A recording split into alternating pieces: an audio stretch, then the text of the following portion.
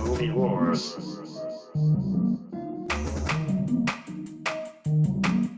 Ladies and gentlemen, welcome back to the Movie Wars podcast. Woo-hoo! I'm Kyle. I'm Seth. I'm Mariana.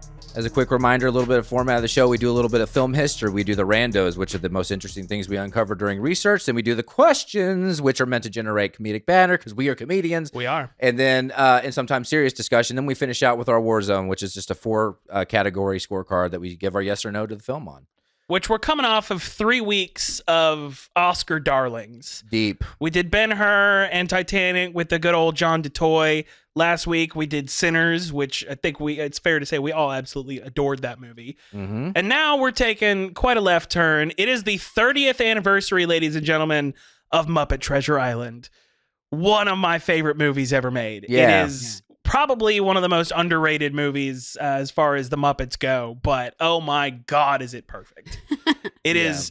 There's a great meme that's out there that I thoroughly enjoy that talks about how the reason Muppet Christmas Carol and Muppet Treasure Island work so well is because Michael Caine, who played Scrooge in A Christmas Carol, treated all of his fellow Muppets as fellow thespians. Like he elevated them all to a Shakespearean level.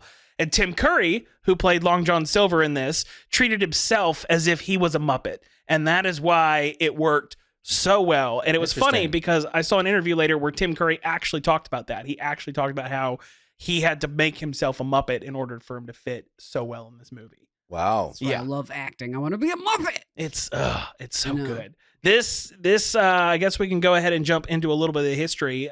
So the Muppets have been around since the late 60s. The Muppet Show started in the 70s and very quickly became a cultural phenomenon. Like, it was a badge of honor for a celebrity to end up on the Muppet Show. And they did some theatrical productions, I think 3, maybe 4 movies.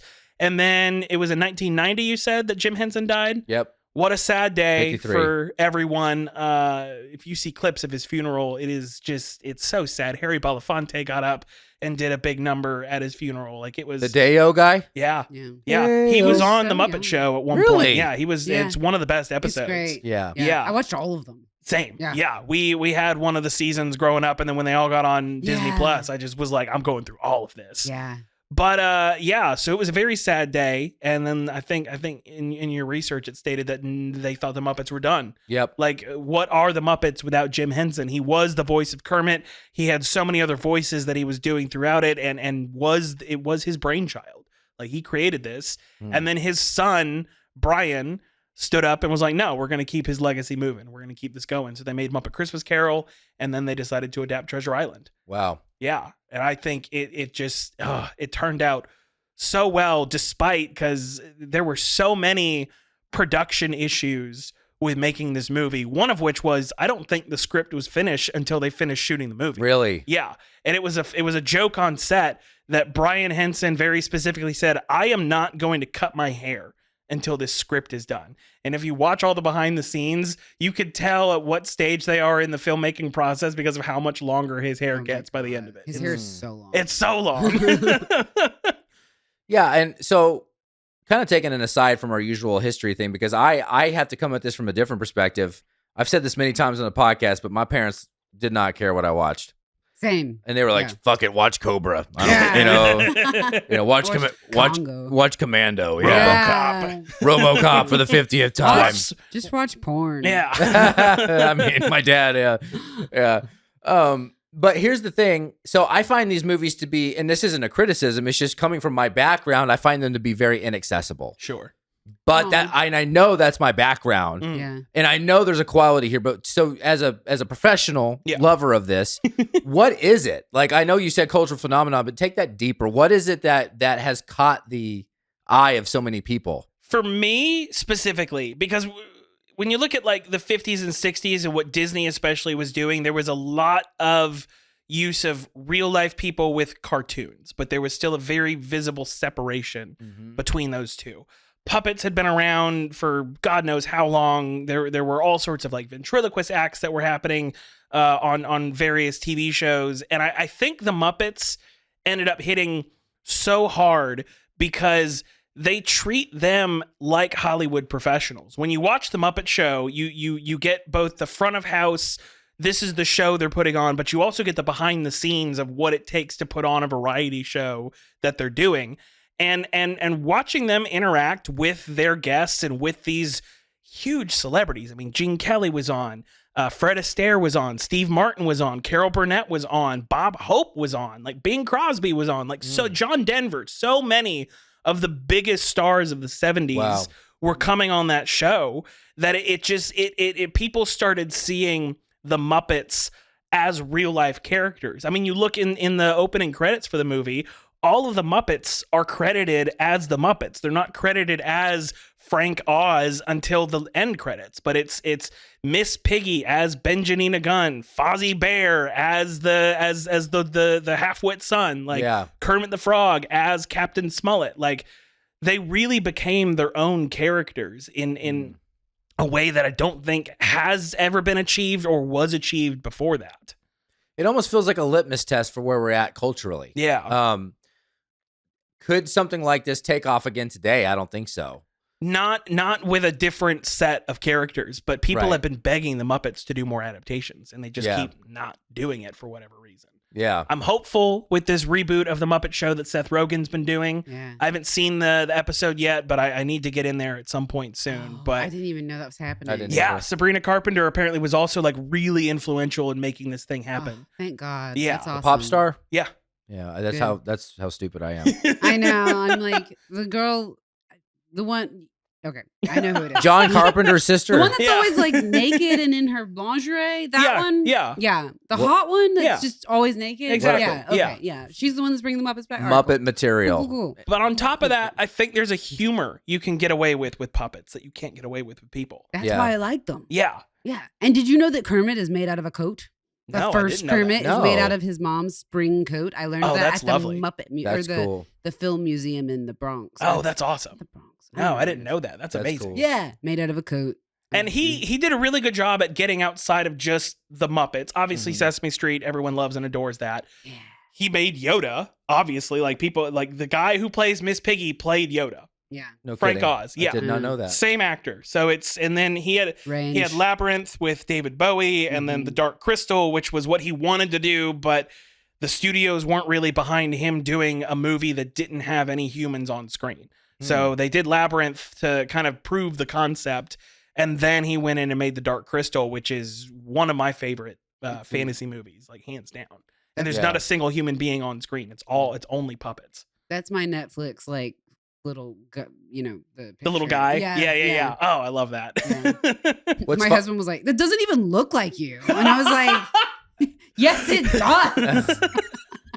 Go away. I know, Go away, Brownsdale. I know. I was like, who are you? So now that you've seen the movie, though, like, do you still feel a disconnect? I do. And again, I intentionally put myself though in a mode of like, watch this as a film, and don't let it's just hard for me not to go into it feeling like it's childish. Did you watch it with your kids? Yeah. Huh? Did you watch it with your kids? I didn't. No. Okay. Oh, you should have. Yeah, if they put this on YouTube Shorts, I'm sure they'd love it with brain, Roblox brain rot music behind it. They would Subway Surfers on the bottom. They would love it. Aww, now, so nailing them down to watch a full movie. Now, here's the thing: I thoroughly enjoyed it. Okay, I did, and it was hard to get through because, again. This is me like just fully recognizing how I came into watching movies. Like I was introduced to violence, drugs right off the bat. Like there was no like, hey, maybe watch the puppets first and then we'll watch Cobra when you're 6. It was just like immediate violence. Die Hard with a Vengeance. Yeah, exactly. I know, that's my favorite childhood movie. Yes. And so you kind of get that. Yeah. Yeah. Yeah, no, we grew up the same. Yeah. But I did fully recognize, and what makes it a little more accessible is Tim Curry. 100%. And it was the same with the Muppets Christmas Carol with Michael Caine. Yeah. Which I will say, I think having Billy Connolly at the beginning as Billy Bones, really kind of set the stage for how insane Tim Curry goes, I genuinely believe this is his most unhinged role. Yeah. Like, you could talk about Rocky Horror all you want. You can talk about Clue. You can talk about any of his other movies. I think this truly was him saying, I am just going to act my ass off. Well, he said it was his dream role, and he actually based his accent off his own grandfather. Oh, that's beautiful. Wow, he really got into it. Oh, I love that. And he is super into it. And he has a thing that only he does. Like, I don't want to call it sexual, but he has this very, like, the way he gets into a role kind of always has a slightly... it's seductive, definitely. Seductive undertone. Like, he even did it in Home Alone, too, where he, like, his eyes, when he, like, does this with his eyes, you know, you're kind of like, whoa, he's feeling it. Oh, yeah. But I love him, and I hear he's ill, right? Like, he's very ill. He had a stroke. Yeah, and we may not ever see anything from him again, and he's older, but, you know, Pennywise... Clue is amazing. He is amazing. He is Clue. Like, so that helped create a little credibility to help ease my way into it. And what I learned, and I'm going to come at this as a newbie, is that I can't believe how well written the dialogue is for these puppets. It's kind of shocking. And I think that kind of gave me a glimmer into what you experienced was like, yeah, it's childish and maybe bent a little towards children, but there's enough there for adults to take a bite out of too. Because like the dialogue's actually like once Miss Piggy comes on, she is hilarious. So what does she say? The cake about when she's saying about the wedding, about how he left her at the wedding, and about the cake. What's the line? Oh my god! There was lemon something. I forget. Fuck. It's a little line, but it caught me so off guard. Like, there was lemon filling or something. I was like, that was so specific. Miss Piggy is always the comedic 100%. genius. What a queen. I know. Yeah, and I know I'm now just giving really specific examples, but just talking about things that hooked me into it. I love it at the end when the whole family has Silver at the sword's end, and they're all talking about how if this person dies, then I die too. But the last one, what's the mouse or whatever? Rizzo's like, he's like, and if he dies, then there will be heavy negotiations. Yeah. Rizzo's my favorite character. That killed me in every movie. Oh yeah, Rizzo's always my favorite. I always quote the moment where the pigs are holding him at bay, and then he shoots the hat off the guy, and he's like, we see you have boom boom sticks. Yeah. Bye bye. Yes. There's so many great just little moments like that. Like the whole concept of Rizzo selling a cruise on the ship. Yeah. And then they're going around, and I love it. This is the other thing about the Muppets. I love how meta they get. Because in all of those scenes, they're going around like they're on this tour. And then when they're looking at Captain Smollett and Miss Piggy having their conversation, they're like, and this is the set of the movie Muppet Treasure Island. Yes. And it's so good. Yes. Yeah. They have a good sense of humor with themselves. Absolutely. That's why it's fun to watch, I think. I think that's why it holds up so well. Oh, yeah. Absolutely. And then on top of that, the human actors all just thoroughly enjoying themselves on set. There's in the behind the scenes, there's an interview with Billy Connolly where he talks about how much of a pleasure it was to work across from Gonzo. And there's that moment where he's like dying in the bed and he's like, Jimmy Jim, and he grabs Gonzo's nose. They had to do so many takes of that because apparently when you grab Gonzo's nose, his eyes just do this weird cross-eyed thing, and he kept cracking up and could not keep a straight face for that whole performance. Connie was feeling that role. He was perfect. He was feeling that. Yeah. Absolutely. Tim Curry's never looked happier. No. In anything, and that's saying quite a lot. Yeah. Do you think this is more of a method question, but do you think because of you kind of alluded to it, like you can do stuff with puppets that you can't do with humans? Yeah. Which the creators of South Park have alluded, like the reason they've been able to get away with the wildest shit for so long is because the targets are fake cartoons. Yeah. So do you think the actors came in and said, like, we can just be loose, silly, have fun? Like, is there a level of that? Absolutely. Because again, if you watch the Muppet Show, and my favorite episode is the one that they did with Steve Martin. I don't know if you remember that one. Oh, it has to be so good. The big joke in that movie in that episode is they scheduled the show on the wrong day, and it was actually an audition day because they needed more acts in the show. So they sent the audience home, and the audience is all made up of puppets. So they said, but that means there's no laugh track for the whole episode. So any laughter you're hearing is the actual crew on set laughing their ass off to Steve Martin just going crazy. Yeah. And it's perfect. And I think especially by the 90s, the Muppets were such a staple in worldwide culture. Because I think at that point, Kermit the Frog may have legitimately been the most famous person in the world. Yeah. And so, go ahead. The coat. Yeah. He's a coat. Yeah. He's a spring coat. That's awesome. And so I think the vibe was so well set leading up to that the actors were just able to say, no, this isn't a kid's movie. This isn't a adaptation. This is a straight comedy. And we have to treat this like it's a straight comedy. Wow. Yeah. That intro sequence with Tim Curry, where he's like, we skin stowaways and serve them. And then he just starts maniacally laughing. It's such a perfect introduction of a character. Yeah, he's going bonkers, man. Absolutely. At the midway point after the betrayal happens, he just turns it to a new gear. I just love it. The whole scene where they're like stretching Gonzo. And he's like, I have a career in the NBA. Yeah. Like, just so good. Yeah. No, it's really cool. And I'm glad I got to experience it. Like, I'll be honest, I spent the first 30 minutes kind of like having to get acclimated to it. I get it. And so, especially coming off Sinners. I know. You can't watch these two back to back. I literally did that. I watched them both yesterday. It was a funny week because Sinners is so my speed.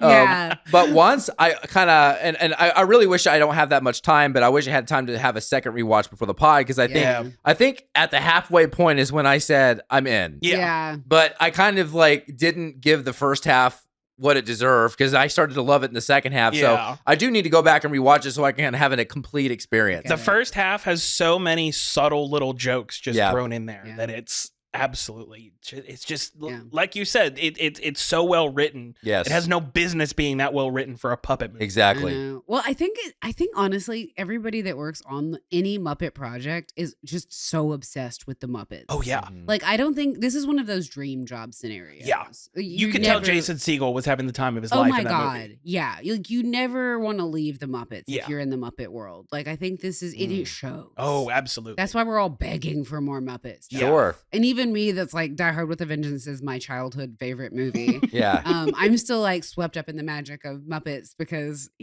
it's, how can you not be? Yeah. But I love the tiny little jokes everywhere. Yes. And Rizzo he's so perfect. I could just live my life as Rizzo and be happy. Absolutely. It's a little rat Muppet. Maybe you feel like a rat in a cage or a pup. Great transition. Or a puppet on a string. What if Billy Corgan played Rizzo? Yes. Oh my God, that'd be great. I know the Muppets are having a good time, but you might feel like a corporate puppet just being pulled by your boss, by the stakeholders, by the technocratic billionaires. Yeah. I'm tired. 2 hours of sleep. Maybe your boss is making you bury buried treasure on a remote desert island and then is going to kill you right after, but you don't know that yet. That's also translated as calling you while you're on PTO. Pretty much. Anyway, if you feel that way, share Movie Wars. You can shatter the corporate structure. Yeah. You can break the matrix. Find the treasure. Share Movie Wars. Randos. Which I feel like you two are probably going to know all these already. I do have one or two. I'll go ahead and start with my favorite rando. So the kid who played Jim, Kevin, I forget his last name. This was an introducing role for him, which I do like that we've got 2 movies in a row with introducing actors. Yes. He was originally supposed to sing all of the songs on set live. Really? But for safety, they went ahead and recorded everything beforehand. He hit puberty 2 weeks into the shoot. Woo! And you could really tell by the end of the movie, like his voice is starting to drop and crack and everything. So they couldn't have him sing anything on set because his voice was just going to crack. Yeah. And so they had to use all of his prepubescent recordings for the whole movie for all of his singing. Yeah, that's why it's horrific. Okay, I'm glad you said that. Yeah. No, so my biggest critique. I would just mute it. Yep. Yeah. Anytime that kid sings. Yep. Or on screen. And I was finally getting into it, right? Yeah. I'm finally getting that midway point. Like, I can do this. And it's, I'm like, oh my gosh. Yep. They put that in the movie? Because they had to. Oh my gosh. He physically couldn't sing. They couldn't ADR like a better singer? Nah, I don't think with the budget. They were all, look, really? This was already such a crazy production that it was so chaotic that it finally was just like, no, we've got to do this. Because that's what every Disney movie does, live action movies. I mean, they ADR real singers all the time. Yeah. That's hilarious. I know. It pulled me out. I'm glad it wasn't just me. I wasn't trying to be Mr. Critical. I love drug dealer movies. No. Look, don't get me wrong. As perfect as this movie is, it is far from a perfect movie. Yeah. Oh no, it's painful to listen. Yes. Will be my destiny. It's so high pitched. Yeah. Again, though, he was 12 when they recorded that, but and he doesn't look 12. No. That's the thing. He looks like he's 16. So it's like so confusing because you're like, why is he? Is he fixed? Like, because they used to fix singers. Castrettos. They used to castrate. Yeah. Castrettos. I was like, is he a castretto? Nope, he's the exact opposite. He was becoming a man, and they had to live with his child voice. Yeah. I'm trying to see what else this guy went on to do. Poor dude. I don't think he did a ton after this. Probably because of that. All women were like, oh my God, he's 17 and he sings like a girl. For a second, I was looking because he had the same exact haircut as the kid in Terminator 2, John Connor's best friend. Yeah. Red mullet hair. I was like, is that the same kid? I know. That's an amazing rando, though. And it explains why I reacted the way I did. Yeah. My other favorite rando is in the original draft of the script, Gonzo and Rizzo were going to play Jim and Hawkins. Oh. Instead of having Jim Hawkins be his own character. But as they were developing the script, Brian Henson decided that you lose the entire coming of age story that is Treasure Island if you make the Muppet characters Jim Hawkins. So they decided they had to have an actual character for Jim Hawkins and then let Gonzo and Rizzo play themselves. I'm glad they did that. Same. I just absolutely. wish he hadn't sang. Yeah. Like, it didn't have to be a musical. It's the Muppets. It has to be a musical. I know that's their thing. Yeah. They could have tried something different. Granted, The Great Muppet Caper was, well, I think it had 1 or 2 musical numbers, but it had the least. Yeah. That's why I like it. I don't know. That one is one of my favorites. I love that moment where Fozzie is spooning powder into his champagne glass, and he just turns and looks at the couple behind them and goes, if you put enough ginger ale or sugar in this stuff, it tastes like ginger ale. That's amazing. Fozzie's amazing. He's the best. Yeah. Is that you guys' favorite? I can't. My favorite is usually Gonzo and Rizzo as a pair. But apparently, as time has gone on, they've separated them a little bit. Really? Yeah, and I'm kind of sad about that. Oh, my favorite are Statler and Waldorf. Also wonderful. They're the old men on the front of the ship. In the Muppet Show, they're usually in their own box right above the stage, and they heckle the show the whole time. That's awesome. Me and my friend Abby in college, we were Statler and Waldorf in every class. But everyone, it was okay to heckle in art school because, we're learning to draw, so everyone appreciated it. Y'all didn't do the snaps, did you? The We Approve snaps, remember those? No. That was a later stage thing. Yeah. No, we did not do that. We were old school Statler and Waldorf. That's awesome. I don't know which one I am. That was Abby. Abby was all Shout out to Abby. I know. If she had internet, I would. Is she Amish? No, she just doesn't do internet. I don't know. Good for you, Abby. I love that Abby. Yeah, Good she's for you. awesome. She's amazing. You'll never hear this. I know she won't. I wish she would. But. Feel the vibes. Just feel it through the groundswell. I know. Did you hear about the Dramamine story? No. So I guess because of the gimbal, because it was a real ship they built. Brian gave everybody Dramamine, the entire cast. Oh no! And nobody got seasick, but everybody got really tired. Yeah, I bet. And apparently, I couldn't do that. And I didn't notice it till I read this, but Tim Curry was apparently barely conscious, and when he looked at Brian and said, "I'm going to kill you," and you can see his eyes just heavy, like his eyelids are super heavy, apparently. So if you pay attention during that part of the film. Oh my God, I love that. Oh, that'd be me. I can't do Dramamine. I can do I can be on a ship. Yeah. I can't I've gone deep sea fishing. Like, I don't get seasick, but I can't imagine. I mean, I get seasick, but I couldn't act on Dramamine. I'd rather just be sick. You can puke between takes. Yeah, I'd be fine. Trying to imagine Tim Curry on Dramamine on camera. Just like, he's already got the eyes going crazy. Yes. While pretending to have one leg. Yeah. His eyes are his most defining feature as an actor. What he can do with his eyes. Insane. One of a kind. Which is probably why he's such a great Pennywise. Yeah. I mean, Lord. Oh, yeah. I mean, when your face is painted like that, it's all got to be in the eyes. Mm-hmm. Speaking of Tim Curry, he improvised a line that got cut. And apparently he says to Miss Piggy, once you've had pork, you never go back. And they cut it from the film. Oh, I mean, I get it, but damn, that would have been so good. It kind of pushes it a little. Yeah, just a little bit. Just a little on the edge of. They do that all the time. They literally do that all the time in the Muppets. Maybe the Muppet shows more. I mean, especially with the MPAA, there are just tiny little lines. I mean, we were talking about what was it? Scream had to cut 7 seconds over 9 revisions before they dropped it from NC-17. What? Yeah. Oh my God. Yeah. I watched all the Screams recently. Nice. Because we were supposed to do that one. So we were just like, let's watch all of them. Hell yeah. There's only one bad one. Oh, that's good to know. Yeah. Yeah. This is funny. Another Tim Curry one. So Kevin Bishop, when he was 14, he found himself stuck up in the crow's nest all day with Tim Curry filming, right? And he decided to ask him about wearing fishnet stockings on Rocky Horror. And Tim Curry apparently pulled a Marlboro out of his pocket and took a long drag and said, "Not as long as wankers like you keep bringing it up."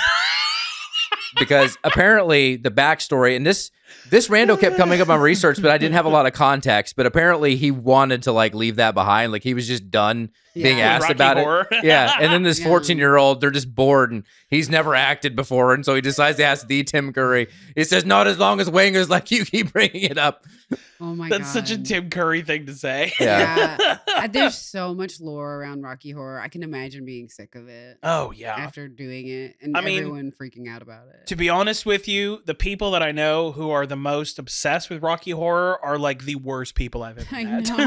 I know. There are casual fans that I know who are like, "Oh yeah, like once every few years I'll go to the midnight showing. Like that's fun." But the people are like, "I'm there every year. I have costumes. I do. I'm like, I get you the umbrella. Suck. Yeah. I'm like, you suck. I used to really like all the music, which is funny because I hate musicals. Same, man. Same. Last rando, and I wouldn't have picked up on this because during COVID I was completely checked out. But I guess Cabin Fever was a quarantine anthem on like social media and stuff. And it became the unofficial anthem of COVID. That tracks. Yeah. And it was written 24 years earlier. What a great number, though. Like, just the most insane moment. And then, so they go through that whole song, and then they cut to the galley or the brig under the ship, and Clueless. It's just like, what was that music? Did you guys hear that? Like that was, and everyone's like, "What is he talking about? This is insane. That never happened." I know. I know it so much. I love it. Those are my favorite. That's why I like the Muppets. Absolutely. Yeah. I have one more rando. Do it. The Mr. Bimbo storyline. Mm-hmm. One of the producers never got it. The whole shoot was like, "This is the stupidest joke. Why are you putting this in there?" And Brian Henson just kept being like, "Trust me, you're gonna get it." And by the end of the shoot, he just looked at him and was like, "It's the funniest joke in the whole movie." Yeah. I mean, good for him for speaking up, because sometimes it's like, yeah, you need to say something if something doesn't make sense. Yeah.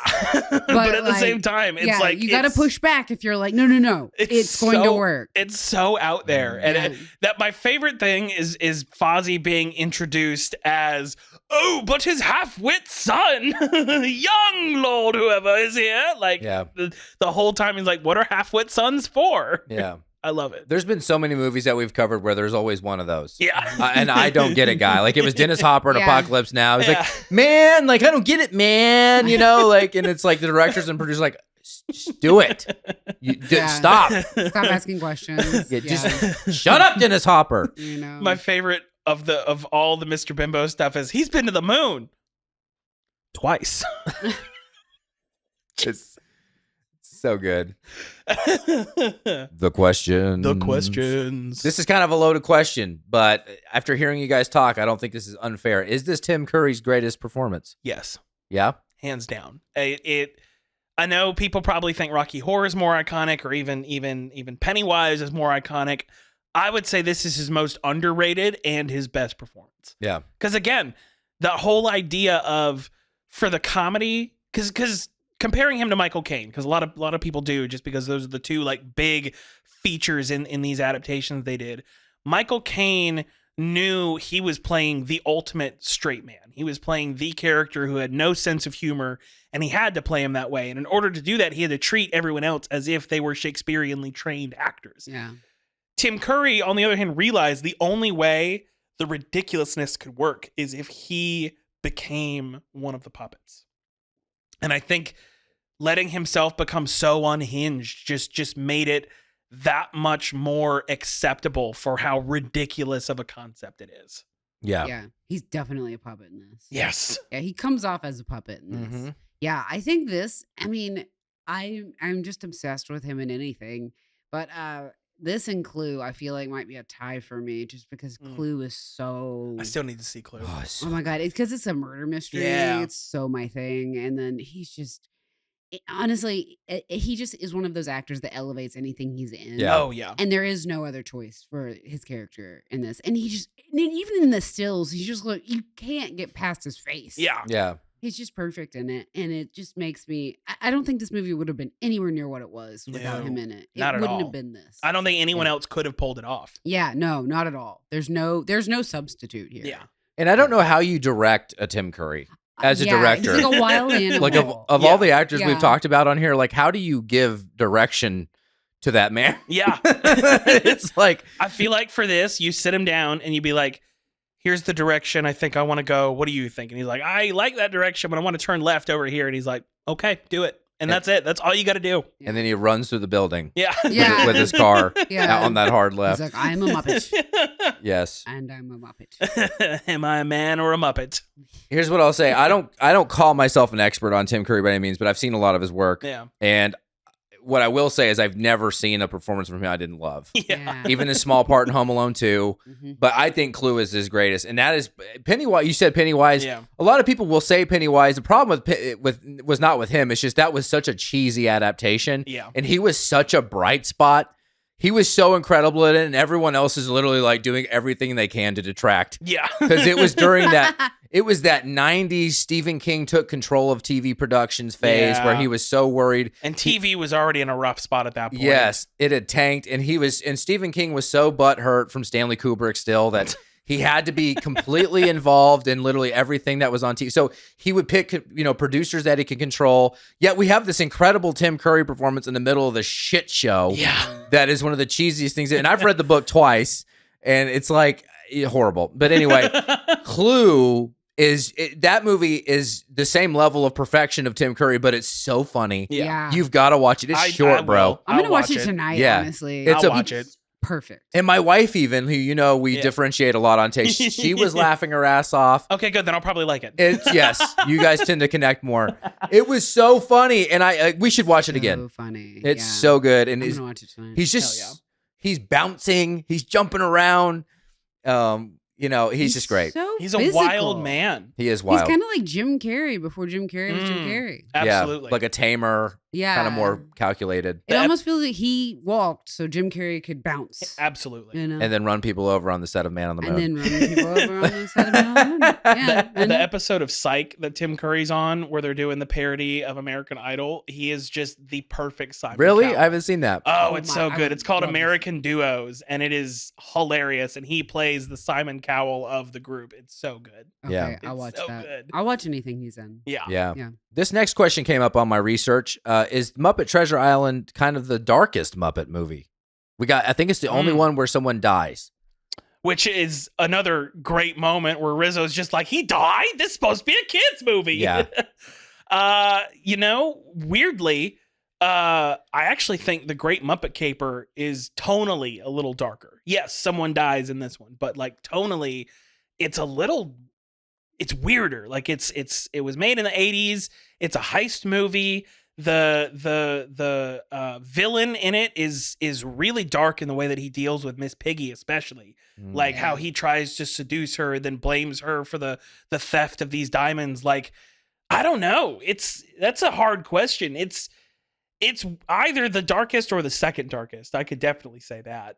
What do you think? I don't know. It's not dark to me. Yeah. Yeah. It's very light. It's hard for me to ever think anything is dark that's not like Straight horror. brutal, Yeah. brutal horror. I think though that it could be just my own brain. But to me, it's like a light, beautiful Muppet movie. So I don't know. I do actually think the episode of The Muppet Show that Alice Cooper was on was a little darker. Oh, that one's amazing. It's so good, They had though. That is the best show. It really is. It's the most entertaining show ever. First season was a little rough. Everything after that was immaculate. Yeah. No, it's just, but the fact is like, Alice Cooper's on it. Yeah. I feel like Alice in Chains should be on the new episodes. Oh, that'd be so good. I'd be down with that. Get Jerry Cantrell on there. Uh-huh. I don't know. That'd be funny. Grateful. Is this you've seen Christmas Carol, which in some ways could be considered even darker than this? Oh, I think so. I mean, Christmas Carol's depressing. Yeah. But I mean, it's always depressing. It's depressing every time somebody does. Are those the only 2 Muppet movies you've seen? Okay. Yeah, because I agree. Since that's the only context they have between the two, Christmas Carol's darker. Yeah. Because like the scenes, because we got Michael Caine, who's an incredible dramatist, and like we got him going back and visiting his memory. He actually like delivers that. It's a silly movie. Yeah. But the scenes where it's him going back to his past are actually really dramatic. Oh, very. I mean, Muppets. The future scenes are very dramatic as well. Yeah. Oh, it's so depressing. Yeah. That's why I love it. Yeah. That's why it's the only Christmas movie I like. It's nice and depressing, and there's Muppets. Yeah. So I didn't get to add this to the randos because we kind of ran out of time. But so Hormel Foods actually sued the movie over the spam stuff. Spam. Why? Yep. Free advertising. Because he goes, he says, claims I'm a grotesque and noxious wild boar. And Hormel thought this would ruin Spam's reputation because it was in such high esteem at the time. Yeah, everyone amongst loves Spam outside of Asia. And us white trash in the white trash community. Loved it. I'm like, I've still never had it. Yeah, I haven't either. Is this the greatest like overreaction ever? Absolutely. To sue the Muppets because they made fun of Spam. You should be lucky that they're talking about Spam at all. Yes. Free advertising. Yeah. Anybody who likes Spam is not going to dislike Spam all of a sudden. Yeah. Yeah. And anybody who like wasn't going to eat it in the first place is not going to change their mind all of a sudden. Yeah. Let's just have some canned meat. Exactly. Let's break down what you just said. What would have to happen? Think about it. I love what you just said. Yeah. The end of the world. Yes. Yeah. This happens in the film. Yeah. A person who likes Spam is watching it and then decides, nah, that's not for me anymore. Yeah. What is the breakdown of thought there? I mean, you're lucky to have it being talked about at all. They're just going to go and be like, oh my God, I want a Spam sandwich right now. Yeah. That's all I would think, even if it was a derogatory use of something I liked. I'm going to go eat that right now. It'd be like if they said something bad about black licorice. It's like, you're lucky to get any attention. Yeah, I don't care what you think. I love black licorice. Yeah. Well, not black licorice. I like the Easter eggs. Which is licorice flavored. I'm actually a licorice jelly bean guy. Yeah, same. Yeah, it's one or the other. It's either everything else or black licorice. Yeah. I know this is weird, but when I eat black jelly beans, I'm like, is this like Copenhagen? Yeah. It's like the equivalent to eating Copenhagen. It's not for everybody. No, it's like clove cigarettes. Yeah. It's like something's wrong with us. I get it. Yeah. But they do sell only the black ones, and then that's the only one that has the only color in a bag. So I'm just saying we're right, but that's all. Yeah. Gosh, now I'm just like all these rabbit trails. Oh my God, I'm going to go get some. I want to be in the room when the guy says, put the black licorice one in there. They got strawberry. They got the pink one, the white one. What is the white one? Is it pina colada? It's good. That or just straight coconut. Yeah. Old people like the licorice ones. Yeah. Yeah. It's an old people flavor. The guy who decided the black one was going to be in there is just like in the corner of a cigarette, like, put the black licorice one in there. Do it for Grampy. It's the best in sales. It sells probably more than the others. Yeah. Probably. Yeah. He's the same guy that Taco Bell hired. Same shit, different wrapper, the whole menu. The same guy who put raisins in trail mix. Yes. Yeah. Good guy. I have raisins in my bag right now. His name's Bill. He's on parole. He's on parole for putting raisins in trail mix. Yeah. Love it. Last one before the closer. You kind of alluded to this earlier, but should the Muppets go back to making literary adaptations? I absolutely think they should. Adaptations. Wuthering Heights. Yeah. Yes. Based on the new movie. Wuthering Heights, the Muppets. Oh my God. Yes. But you got to keep Margot Robbie and replace everyone else. Yeah. Yeah. And then have Miss Piggy as the other girl. Yeah. It is perfect. Oh my God. I jumped in on your. No, I love it. So I think they should. Like that. The first few movies they made were very fun, very interesting, but I don't think overall like have held up to the popularity of once Disney took them over. Yeah. They tried to do a Wizard of Oz, and I never watched it. My mom absolutely hated it, and she loves the Muppets. Yeah. It got horrible reviews. I think they tried to do a Haunted Mansion, which only barely beat out the reboot that Disney did of the actual Haunted Mansion. Yeah. I feel like they need to go back to the very classical literature and bring that, like, if they did an Oliver Twist, like how great would that be? That'd be great. Yeah. Like there's so much that they could pull from classical literature that I think they should. I think they could do a Frankenstein if they wanted to and make it work. Like Heart of Darkness. Yeah. Yeah, they shouldn't redo Apocalypse Now. They should redo Heart of Darkness, but with everyone but Francis Ford Coppola's replaced. I could actually see one of the characters saying the horror. Actually, or Rizzo would be great too. Yeah. Or Rizzo. The horror. Yeah. I think they should do all of the Lord of the Rings with the Muppets. Yeah. But Ian McKellen is still Gandalf. Yeah. And Ian McKellen's still in it. He's the one guy. Gonzo and Rizzo are Frodo and Sam. Yeah. The way Aragorn. the way you two are answering this actually made me realize something, that this brand, whatever you want to call it, the Muppets, like it can translate to so many mediums. Sports. Yeah, absolutely. Any kind of entertainment. Yeah. Muppets go everywhere. Here's like the thing. vampires. Yes. And garlic. Come on, Kugler. In the same way that Tim Curry crawled so Jim Carrey could run, I think the Muppets crawled so Wishbone could run. You remember Wishbone? Oh yeah. The dog? The detective dog with with the coat and the hat. Yes. But also reenacted classic literature. Of course, that was his other thing. And like I think the Muppets could come back strong. Like if they adapted a Sherlock Holmes book, that'd be fucking great. Like, I would watch that. There's so much that they could do, and I think Disney is horribly underutilizing them. Yeah. What the hell, Disney? It's like you don't have any money. I'm still bitter about them closing down Muppet Mania or whatever it was called. I only wrote it once at Disney World, even though they are replacing, they're moving it over to what was the Rock and Roller Coaster. Ooh. And they're replacing it with a Electric Mayhem roller coaster, which that's the band, the house band, the one who was on the cruise ship. Cool. Sounds good. Oh, speaking of music, we have to talk about how this is one of Hans Zimmer's earliest scores. It's insane. Oh my god, you can tell, you can hear the Pirates of the Caribbean that's going to come out later. Oh my god. Yeah. I love because he was just coming off of Lion King when he did this. Amazing. His career is insane. Oh my god. Yeah. Yes. Jesus. You're probably Hans Zimmer's biggest fan. You've seen him in concert, right? Twice. Yeah. I have a shirt with his name on it. Oh wow. Yeah. No, I saw Clint Mansell in concert. Oh, okay. Yeah, I flew out to Denver church. in 2024, and then he came here to Bridgestone in February last year, and I watched it. It was, oh my god, it was so good. Yeah, I'm that way with Clint Mansell. He's my favorite. He's absolutely fantastic as well. I have the Requiem for a Dream soundtrack over there. Oh, it's insane. Very depressing. I'm like that with Cliff Martinez. Okay, yeah. There you go. Yeah, another good one. Yeah. Closer, who or what won this for you, and who or what lost this for you? I mean, I'm pretty biased. There really isn't anything that has ever lost this movie for me. It's a perfect adaptation of how they do adaptations. The only Treasure Island adaptation that even comes close to this for me is Treasure Planet, which is also an underrated Disney movie. What wins this for me, and I'm sorry you guys are going to have to pick something else, but it's Tim Curry. This movie does not exist without Tim Curry. Like, oh my God. He just... There's some unspoken energy that he had when he came on this set that I think set the mood for the entire production. He's visibly having a blast. Absolutely. Yeah. And I think his energy just made everyone, no matter how tumultuous production got, which when you're dealing with puppets, it's very hard because all the sets have to be built like 5 feet off the ground so that people can be under the set with the puppets. So... yeah, I think he just absolutely sold this movie, and it would never have worked without him. Love that. For me, the Muppets won it for me, okay? Yeah. The Muppets. The motherfucking Muppets. The Muppets, specifically Rizzo, but I'm obsessed with all of them. I love Rizzo because I feel like he would be my little buddy. I feel that. And he would just like be sitting on my shoulder like forever.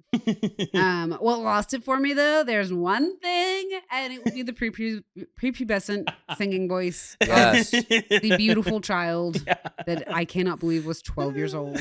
Yes. Because he looks like he's almost 20. Yeah. Every time I've said it is old. Well, I guess by the time they got to production, he was 14. Yeah, but he looks so much older than that. Yeah. Just from that time period. Like it was the 90s. Everyone was in smoking sections in restaurants. Everyone was in secondhand smoke. Well, I remember it. I was covered in secondhand smoke my whole childhood. But yeah, it's just the singing voice really took it. I had to mute it, and I was like, just let the Muppets sing. Yeah. He really did sound like those, whatever they're called. The falsettos? Yeah. Castratos. Castratos. Yeah.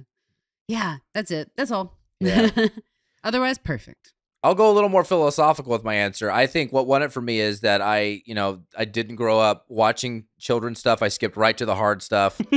And you know, but this wore me down. I'll be honest, I was annoyed for about 20, 30 minutes there. I was just like, why the fuck are we doing this? I was like, I can't believe we did this right after Sinners. Like, it's like, I went from a perfect movie for me but then like about 30 minutes in, I'm like, kind of like chuckling. Yeah. I'm like, that was kind of funny. Yeah. Yeah. And again, I need to do a rewatch because I think I would appreciate it in its entire bit. Watch it with your kids now. Yeah. It wore me down. It wore me down in a positive way. Like, I see why Seth like dotes on these. Like, I get why people. I didn't grow up with this movie, by the way. I didn't see it till I was probably 16. Oh, okay. Yeah. I think I was probably I don't know. I have no idea. Yeah. No idea. But the positive is, and what won it for me is just the fact that it kind of wore me down, and I ended up loving something that I would never pick off a shelf. I would never watch on my own. That's great. So kudos for that. What lost it for me is the same. I mean, literally, there's the writing is perfect. The jokes are great. Everything about it's great except for that freaking voice. Yeah. Anytime you muted it, I should have. I don't know why I chose to endure it, but every time he'd sing, I think my face went like this. I thought all the glass in the house was gonna break. Yes. I was like, oh my God. And it doesn't even match how he looks. It doesn't match the scene. That's it's the weird part. So just like out of it's like. If he was a child, I would be like, sure, fine, totally. Let this cherub sing. I thought the movie was broken. I was like, what? Did my speakers break? I know. Yeah. So they should go back and fix it. 27 years old. This kid's got a beard. Yeah. Love that poor kid. Yeah. He was cute though. He was so cute. Yeah. That's probably why he never played the character again. very well. Yeah, he did great. Also looked like he was having the time of his life. Yeah. I can't imagine how you couldn't. Yeah. Probably a dream. He probably still loves it. Yeah. I hope. Yeah. I hope. Yeah. I hope. He killed himself. Yeah, he's like those damn Muppets. He had nightmares his entire life. But the kid from The Shining's fine. He's a lawyer now. But the kid in the Muppets is having nightmares. Sorry. I love dark jokes. Danny's fine. Danny's thriving. Danny's thriving. Danny's thriving. But Muppet Kid, he's dead. He probably actually did castrate himself. He died in a bathtub. All right, let's do our Warzone, our outro scorecards here. 4 categories. We got cast, directing, writing, and film composition, which is everything else. That's the editing, cinematography, music, color, whatever you want.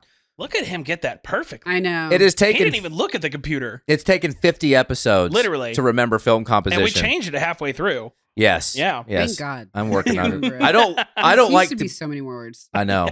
I don't like to be bound. I'm 2 hours asleep. Unbound, like my high school metal band. That's right. Great name for a metal band. Yeah. Yeah. And the movie A Home Unbound about the dogs that talk. Yeah. Wait, that's Homeward Bound. Homeward Bound. Homeward Unbound. That was a total 2 hours of sleep joke. It's the sequel to Django Unchained. Django Chainsmoker. Oh my God.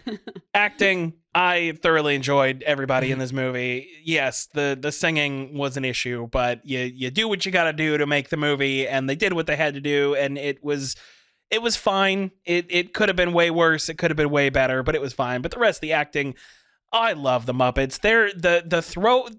Remember how we were talking about Michael Cera and all of his little throwaway lines? There are so many of those with each of these characters. He's a Muppet. Yes, absolutely He's is. a Muppet. Mm-hmm. And just especially Rizzo and Gonzo and their back and forth banter is just always amazing. Tim Curry, flawless. Yep. Billy Connolly, flawless. That whole scene with Billy Connolly and Blind Pierre. Yes. He's got both eye patches on. Like, it's just absurd. So acting, incredible. Writing, some of the funniest shit I have ever seen, especially coming from a 1996 kids movie. Like, goddamn, it's so good. Directing, Brian Henson, I think, perfectly captured the spirit of everything his father tried to do with the Muppets, and really brought it into both the Christmas Carol and this. So directing, absolutely perfect.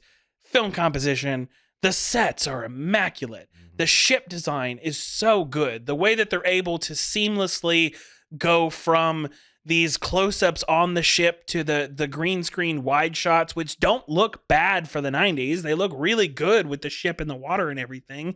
It just all came together despite such a hard production. It all came together so well. So it's 4 yeses for me. The ship was 18 tons, I think. Yeah. Yeah. Absolutely crazy. Oh my Yeah. God. On the movers. Like it literally, there's so much that should have gone wrong that just came together beautifully. Who at the end is on the wheel and they keep turning the wheel? Oh, Fozzie. And he goes, "This is not fun for me." I love that. I love those moments. That was so funny. It was like the movie was over at that point. And he's like, "This is not fun for me." Yeah. And that's the Muppet magic right there. Yeah. The acting is perfect. Yes. No notes. Writing, this had to be like a 400-page script. Yeah. But this, I will say, there is a difference sometimes in with scripts that were written when people had attention spans and compared to when people don't. Yeah. And I do think people take themselves out of reality to write now. I think they'll like turn their phone off for a month or like you like brick it so that you can actually focus. But like I think you can tell that there was focus. Yeah. With the script because everything is just like bam, bam, despite bam, the fact that it wasn't done until they finished like wrapped production. It's wild. But I also think that some of the magic from the Muppets must come from being on set with them. And I feel like the people who are manning them, I think they also must have like a sense of humor that goes along with like, oh yeah, they have to be throwing stuff out all the time. Like that must be the funnest job ever. And also you must have broken shoulders. I have no idea how they do this. Like I've seen them do it and I'm just, I don't know how they do it all day for 14 hours. But yeah, directing flawless. Like no notes really on the directing. I love that I had no idea that it was Brian and not Jim. Yeah. And I'm so obsessed with Jim Henson. I have like a whole book on like how the Muppets all came about and like all of the different versions of like when they were bringing this into different movies and things that he didn't even create, but created things for them, like the Neverending, or is it Neverending Story? Where's the one with the big dragon? Neverending Story. Is that it? Yeah. I don't think he did that one though. It really? I don't think so. I think it might be. It's in the book. Maybe he helped create the dragon. He helped create all early animatronics. Yeah. Like they had a studio where you could go. It was called Monster Makers. I don't think it was him, but it was like you could go and like create. I should have brought my Jim Henson book. You should have. I have this book that I got at like a thrift store. It's just Jim Henson. Anyway, where was I? Acting, everything else. Film composition. Film composition. It's just perfect. It's beautiful. It's bright. It's happy. It's what I wanted to watch. You know, it's just love that. I don't have a lot to say. What you know? What ditto? How about Poor hell yes. Yeah. Poor hell yes. Yeah, I'm gonna say acting. Tim Curry puts on a clinic here. It eventually is probably what won me over and opened me up to actually enjoying the film. And now looking back, I see why the performances early on were good. It's just people having a great time. And now that you've added the mystique of people wanting to be on the show, how much tradition there is, that now makes sense to me why people will come on like Tim Curry and just look like they're having a literal blast making this movie. So hell yeah on acting. Directing, I would say almost a hell yeah, just minus the fact that they watched the movie and heard the singing from the boy. And they didn't. Here's the thing. They didn't fix it. I know you're saying the budget wasn't there, but I'm thinking the Muppets have this brand. It's, Arnold, there's like Total Recall specifically, but there's multiple movies where they ran out of budget and Arnold said, "Give me 5 minutes." And he walks into the producer's office, says, "We need another $1 million." And he's like, "Okay, Arnold, sure." And they just threw the $1 million. There had to be some level of cachet. The Henson family, the Muppets, it's going back to the 70s. Surely they could have inkled out like 20 grand to get an ADR from a better voice somewhere. So just a slight dink there. Is that a bad word? No. Dink? Because, it sounds like something racist. Well, now it stands for double income, no kids. Okay. Yeah. I'll say another one just in case, Matt. A slight issue. Divot. Yeah, a slight divot. Yeah, a slight reduction in the score. You could have just said ding. Ding, a slight ding. I guess that works. A slight regression. Different consonant at the end. And the line, the plot. Anyway. 2 hours of sleep, y'all. Yeah, 2 hours of sleep. I'm getting there. I can't believe it. This is our second episode in a row. I am crushing it for being tired. Yes. Here we go. 2 more categories. Writing, here we go. Writing, here we go. I mean, the jokes, here's the thing.